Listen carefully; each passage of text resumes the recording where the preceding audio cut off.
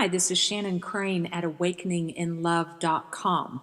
So it seems that most of the law of attraction books that I read seem to be aimed at this visualize what you want, really feel it, and then manifest it. And where I have found that I can often just get stuck is right at the beginning with the what is it that you want piece. So much of my life has been conditioned to believe that I can't have what I want. So I have subconsciously sort of learned not to even dream. I don't know about you, but if anybody's ever asked you, so, what would your dream be? What would you like more than anything? I mean, do you have a really clear vision of that aside from, it'd be great to have $1 million or more? But, for me, having a really clear vision of what my life would look like if I had everything, if it was all that I would dream that it would be, it's a little difficult. Not only does it in some ways take you out of the here and now and appreciating what you have in the here and now, but there's also just kind of this vague sense of not being able to picture that.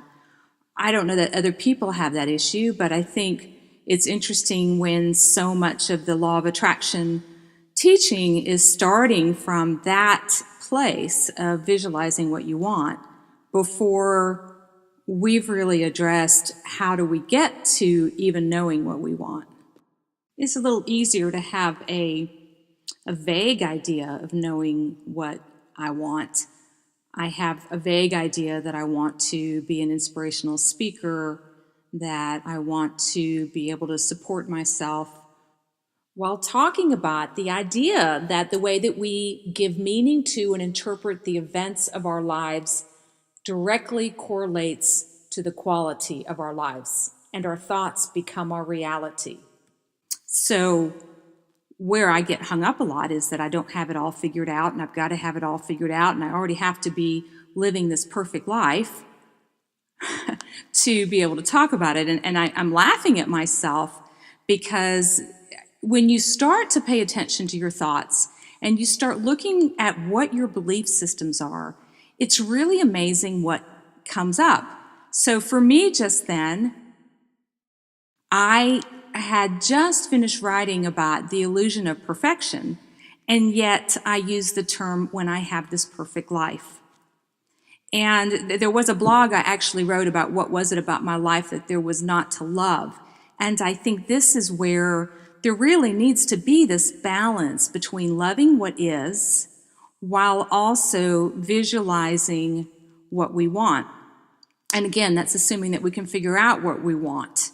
And even the word wanting implies that we don't have. So we've got a whole nother subset of New Age spiritual teachers now that are, really kind of stressing home that point. You've got to visualize from the end point as if you already have it, because ultimately we do already all have it.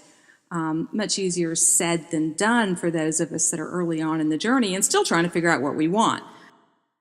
But it is kind of like these are the missing pieces that I'm kind of seeing in the teachings that I've been trying to figure out. And if I'm trying to figure that out, I'm sure there are a lot of other people that are too. So are you one?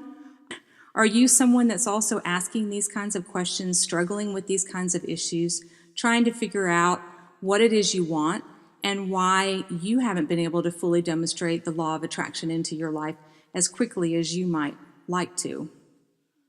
So let me know. Leave your comments below. Please come and check out my website, awakeninginlove.com. That's where I have my blog. Still a work in progress, so my apologies for not having it in a better format. But I thank you for listening to this, and I'll look forward to hearing from you in the comments section. Make it a great day.